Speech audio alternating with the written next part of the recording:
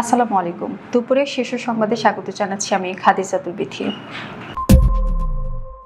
রাজস্ব নিয়ে জনগণের বিভ্রান্তি দূর করাই চ্যালেঞ্জ প্রধানমন্ত্রী।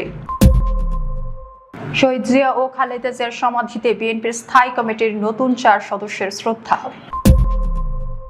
আমিরাতে বাংলাদেশিদের ভিসা বাতিলের বিষয়টি মন্ত্রণালয়ের দৃষ্টিগোচর হয়েছে আরিফুল হক। জরুরি চাহিদা মেটাতে 2 কার্গো এলএনজি আমদানির অনুমোদন। ঢাকা চট্টগ্রাম মহাসড়কে 15 কিলোমিটার যানজট, ভোগান্তিতে যাত্রীরা। 5 মাসে 250টির বেশি অবৈধ স্বাস্থ্যসেবা প্রতিষ্ঠান বন্ধ। দেশে ফিরলেন লিবিয়ায় বন্দী থাকা 174 বাংলাদেশি। শাহজালালে 1,78,00,000 টাকার মালামাল জব্দ। শিক্ষা প্রতিষ্ঠানে অ্যাডহক কমিটি গঠনে 10 দিনের নির্দেশ। ডিএমপির অভিযানে গ্রেপ্তার 488, মামলা 55।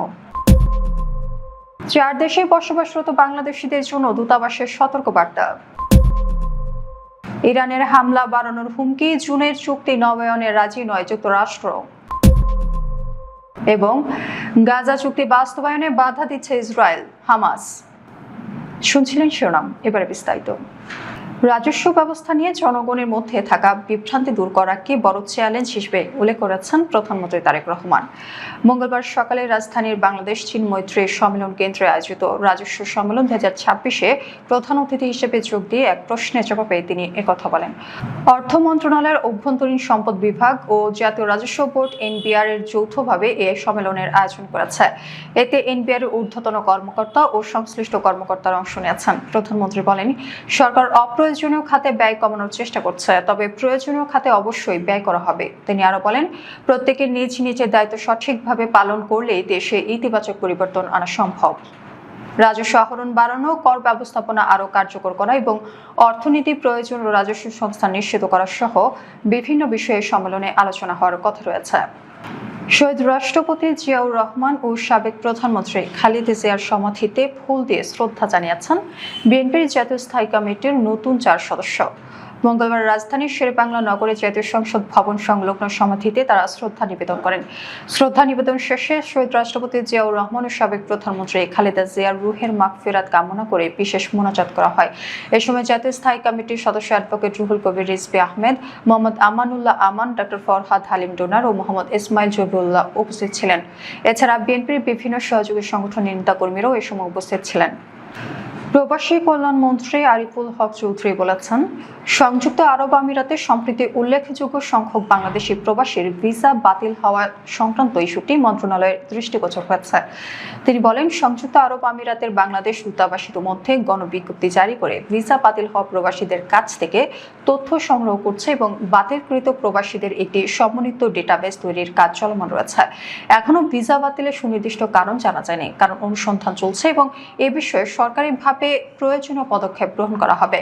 সোমবার প্রবাসী কল্যাণ ও বৈদেশিক কর্মসংস্থান মন্ত্রণালয়ের সম্মেলন কক্ষে বাংলাদেশ সিআইপি বিজনেস অ্যাসোসিয়েশন দুবাইয়ের প্রতিনিধি দলের সঙ্গে এক সৌজন্য সাক্ষাৎ ও মতবিনিময় সভায় তিনি এসব কথা বলেন। দেশের বিদ্যুৎ ও শিল্প খাতে জ্বালানি গ্যাসের তীব্র সংকট মোকাবিলায় আন্তর্জাতিক বাজার থেকে জরুরি ভিত্তিতে 2 কার্গো তরলীকৃত প্রাকৃতিক গ্যাস এলএনজি আমদানি নীতিগত অনুমোদন দিয়েছে সরকার। সোমবার সচিবালয়ে অনুষ্ঠিত সরকারি ক্রয় সংক্রান্ত মন্ত্রিসভা কমিটির চলতি বছরের 38তম সভায় সিদ্ধান্ত নেওয়া হয়। জ্বালানি ও খনিজ সম্পদ বিভাগ আন্তর্জাতিক কোটেশন প্রক্রিয়ায় মোট 5 কার্গো এলএনজি কেনার প্রস্তাব দিলেও সভায় আপাতত 2 কার্গো এলএনজি সংগ্রহের প্রস্তাবে সায় দেওয়া হয়েছে। সরকারি ক্রয় বিধিমালা অনুসরণ করে এই আমদানি প্রক্রিয়া সম্পন্ন করা হবে। ঢাকা চট্টগ্রাম মহাসড়কের কুমিল্লা অংশে প্রায় 15 কিলোমিটার দীর্ঘ যানজট সৃষ্টি হয়েছে। এতে ঢাকা থেকে চট্টগ্রামগামী বাসের যাত্রীরা চরম ভোগান্তিতে পড়েছেন। মঙ্গলবার সকাল থেকে মহাসড়কের আমতলী থেকে চান্দিনা পর্যন্ত চট্টগ্রামমুখী লেনে এই যানজট ছড়িয়ে পড়ে। দীর্ঘ সময় যানজটে আটকে থাকায় যাত্রীদের কয়েক ঘন্টা সড়কেই কাটাতে হচ্ছে। সরেজমিনে দেখা গেছে, মহাসড়কের আমতলী এলাকায় চট্টগ্রামমুখী লেনে বেশ কয়েকটি বড় গর্ত তৈরি হয়েছে। এসব গর্তের কারণে ওই অংশে এসে যানবাহনের গতি কমে যাচ্ছে এবং ধীরে ধীরে যানজটের সৃষ্টি হচ্ছে। প্রায় আধা কিলোমিটার অংশ জুড়ে ছোট বড় বেশ কয়েকটি গর্ত রয়েছে।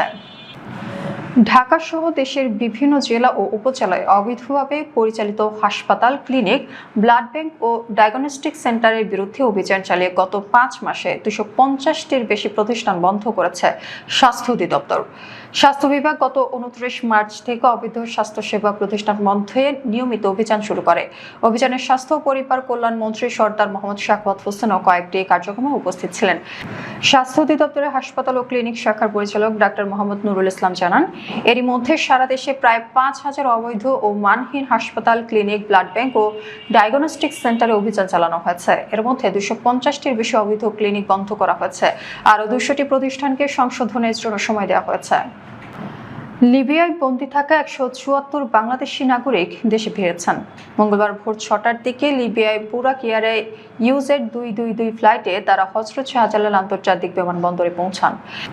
দেশে ফেরা ব্যক্তিদের মধ্যে রয়েছেন ৩ নারী, ১ শিশু এবং ১৫ জন অসুস্থ ব্যক্তি। বাংলাদেশ দূতাবাসের উদ্যোগে এবং আন্তর্জাতিক অভিবাসন সংস্থা IOM এর সহযোগিতায় বেনগাজির জ্ঞানফুদা ডিটেনশন সেন্টার থেকে তাদের নিরাপদ ও মানবিকভাবে দেশে প্রত্যাবাসন করা হয়। জানা গেছে, এসব বাংলাদেশি উন্নত জীবনের আশায় অনিয়মিত পথে ভূমধ্য সাগরে পাড়ি দিয়ে ইউরোপে যাওয়ার চেষ্টা করেছিলেন। তবে সমুদ্র পথে অভিযানের সময় তারা উদ্ধার বা আটক হন। পরে দীর্ঘ সময় লিবিয়ায় জ্ঞানফুদা ডিটেনশন সেন্টারে মানবেতর পরিবেশে বন্দী জীবন কাটান। রাজধানীর হযরত শাহজালাল আন্তর্জাতিক বিমানবন্দর কেন্দ্রিক চোরাচালান ও অবৈধ আমদানি প্রতিরোধে পৃথক ৩টি অভিযান চালিয়ে বিপুল পরিমাণ বিদেশি সিগারেট, আমদানি নিষিদ্ধ বিউটি ক্রিম ও বিদেশি মদ আটক করেছে কাস্টমস গোয়েন্দা ও তদন্ত অধিদপ্তর CIID। এসব পণ্যের শুল্ক কর সহ মোট মূল্য প্রায় ১,৭৮ লাখ টাকা। সোমবার শাহজালাল বিমানবন্দরে ৩ অভিযানে মোট ৩৪৯ কার্টন বিদেশি সিগারেট, ৩৮০ কেজি আমদানি নিষিদ্ধ ক্রিম ও ১ লিটার বিদেশি মদ আটক করা হয়েছে। এসব পণ্যের শুল্কায়নযোগ্য ও বাজার মূল্য ৯০,১৬,০০০ টাকা। এর বিপরীতে প্রযোজ্য শুল্ক কর ৮৭,৯০,৮৬০ টাকা। সব মিলিয়ে আটক পণ্যের শুল্ক কর সহ মূল্য দাঁড়িয়েছে ১,৭৮,৬,৮৬০ টাকা।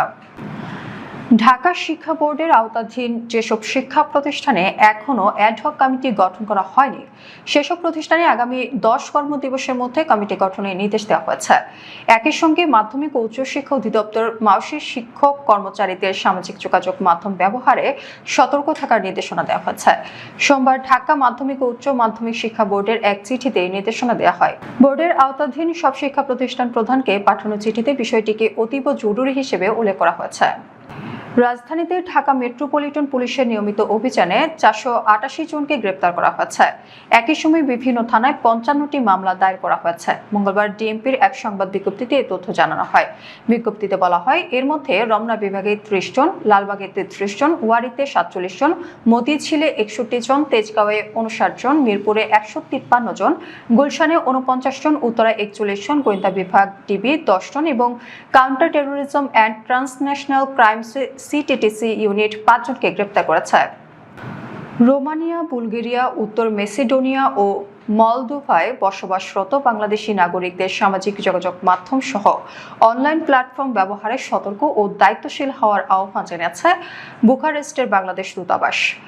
জনসচেতনতামূলক এক বিজ্ঞপ্তিতে দূতাবাসী আহ্বান জানায়। বিজ্ঞপ্তিতে বলা হয়, সামাজিক যোগাযোগ মাধ্যম বর্তমানে যোগাযোগ, তথ্য আদান-প্রদান ও পারস্পরিক সম্পৃক্ততার গুরুত্বপূর্ণ মাধ্যম।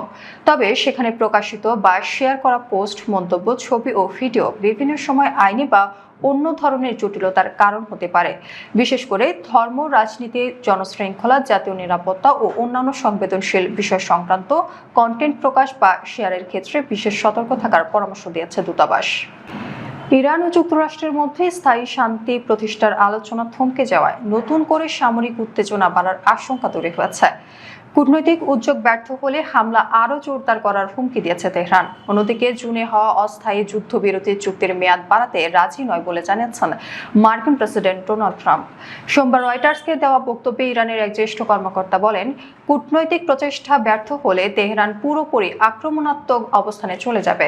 একই সঙ্গে হরমুজ প্রণালী ও এর আশপাশে উত্তেজনা আরও বাড়তে পারে বলে সতর্ক করেন তিনি। গাজায় যুদ্ধবিরতি চুক্তি বাস্তবায়নে ইসরায়েল গড়িমসি করছে বলে অভিযোগ করেছে হামাস ও কয়েকটি ফিলিস্তিনি গোষ্ঠী। মঙ্গলবার আল জাজিরা প্রতিবেদনে এ তথ্য জানানো হয়। প্রতিবেদনে বলা হয়, হামাসের রাজনৈতিক ব্যুরোর প্রধান খলিল আল হাইয়া কায়রোতে ফাতাহার ডেমোক্রেটিক ন্যাশনাল কারেন্টের প্রধান মোহাম্মদ দাহলানের নেতৃত্বাধীন একটি প্রতিনিধি দলের সঙ্গে বৈঠক করেছেন। বৈঠকে গাজার রাজনৈতিক ও মাঠ পর্যায়ে পরিস্থিতি, যুদ্ধবিরতি আলোচনা এবং মানবিক সহায়তা নিয়ে আলোচনা হয়। হামাসের এক বিবৃতিতে বলা হয়েছে, বৈঠকে যুদ্ধবিরতি চুক্তির শর্তগুলো বাস্তবায়নে ইসরায়েলকে বাধ্য করার প্রচেষ্টা নিয়েও আলোচনা হয়েছে। পাশাপাশি গাজায় মানবিক সহায়তা নিশ্চিত করার বিষয়টি গুরুত্ব পায়। আমাদের পরবর্তী রাতের সংবাদ দেখার আমন্ত্রণ জানিয়ে এখনকার মতো বিদায় নিচ্ছি। দর্শক, ভিডিওটি শেষ পর্যন্ত দেখার জন্য আপনাকে অসংখ্য ধন্যবাদ। নতুন নতুন সংবাদ পেতে আমাদের ইউটিউব চ্যানেল সাবস্ক্রাইব করুন এবং নিয়মিত নোটিফিকেশন পেতে বেল বাটনটি ক্লিক করুন এবং আমাদের ফেসবুক পেজটি লাইক করুন। এছাড়াও আমাদের ভিডিওতে লাইক দিয়ে শেয়ার করুন। আল্লাহ হাফেজ।